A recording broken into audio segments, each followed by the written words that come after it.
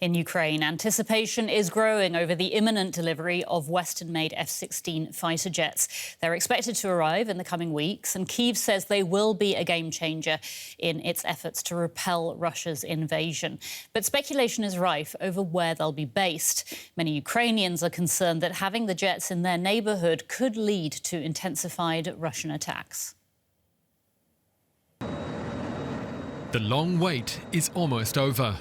After months of intense training and preparations, F-16 fighter jets are about to touch down in Ukraine.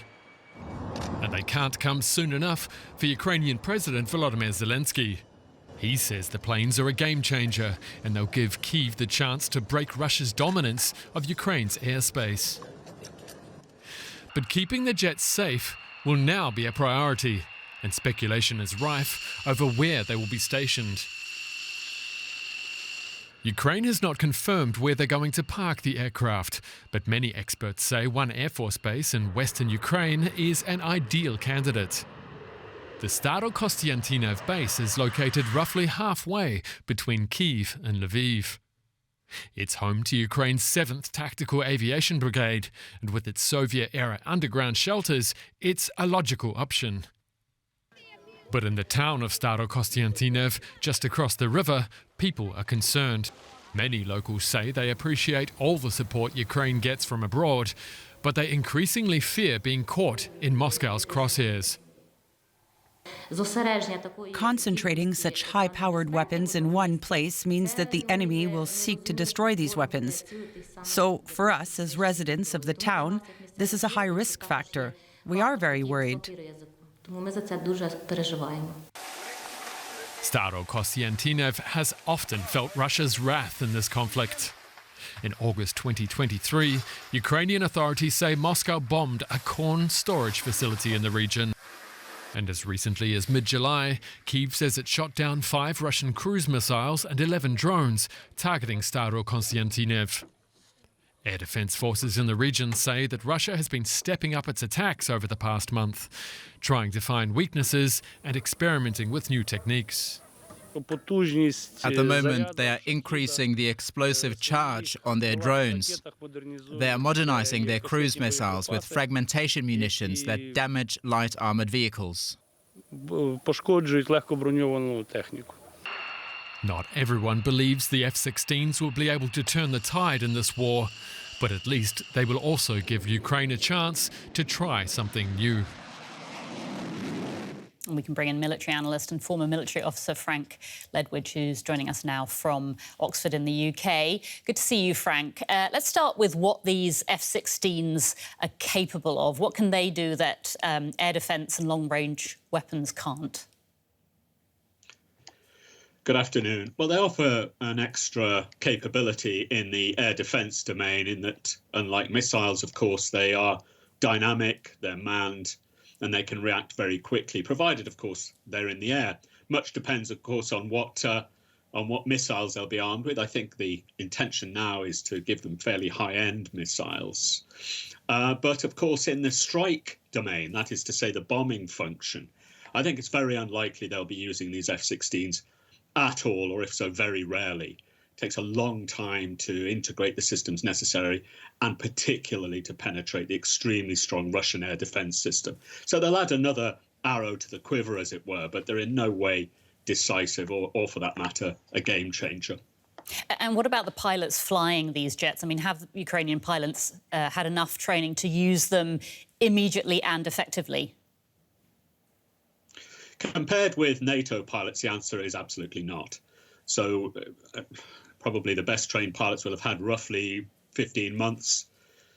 They'll be able to carry out basic air defense functions, use the aircraft, begin to gain experience in integrating the various systems. But you have to remember that any military aircraft is part of a system of systems, and it takes a very great many years fully to be able to exploit the potential of aircraft like the F-16 and the avionics, the weapon systems and so on within that system, and indeed to operate in groups of more than 2 or 4, which tend to be the numbers used in NATO air forces. So no, they're not going to be operating at that level, but they'll operate, and they'll be permitted to operate, of course, within the bracket of what they can do.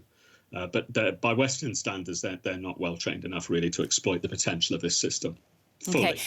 Okay, and what about this issue of vulnerability? I mean, how vulnerable will they be, these jets, to Russian attacks? Great question. And you saw there on the report some guys with machine guns speaking about that. But of course, the fact is the machine guns are a last and desperate line of defence, and the primary defences are Patriots, NASAMS, and all the kind of missiles that the West have been giving them.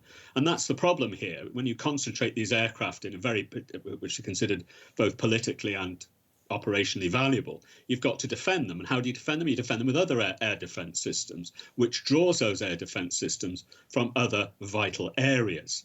And that, to me, is the main issue here, that the edge that they offer in the air is to some extent counterbalanced by the fact you've got to defend them with these rare and valuable air defence systems. Looking ahead to the coming months, the Institute for the Study of War, a US think tank, says the Russian military is now changing its strategy. It's focusing on the Donetsk region. Can you tell us how that might affect this war as it goes forward? I think actually over the last couple of weeks they've been focusing on the Luhansk region, on the Luhansk Oblast, and they've made constant, if not especially significant gains there for the last few months. And I think we ignore that at our peril, because Luhansk, of course, is one of the objectives, likely objectives for practical objectives for the Russians. Of course, any new offensive or any new stress by the Russians will continue to stress the already depleted, or at least depleting, Ukrainian manpower. As the Ukrainian Commander General Syrskyi indicated last week, or said outright, Russia outnumbers Ukraine in almost every area. And of course, that's of little importance if those troops aren't used. But if they are, then you present Ukraine's command with dilemmas. Where do we put our reserves? How do we cope with continuing pressing attacks, such as we saw, for example, in Kharkiv a couple of months ago, and we may see again in the Donetsk district more intensively. So it will provide the Ukrainians with a significant challenge. I don't foresee any major breakthroughs. I don't think any serious analyst does. But we will continue to see the Ukrainians steadily being pushed back, I think, over the next few months. But like I say, no major breakthroughs, no huge crises, I suspect. Frank, thanks so much for your analysis. That's military analyst Frank Ledwidge. Thank you.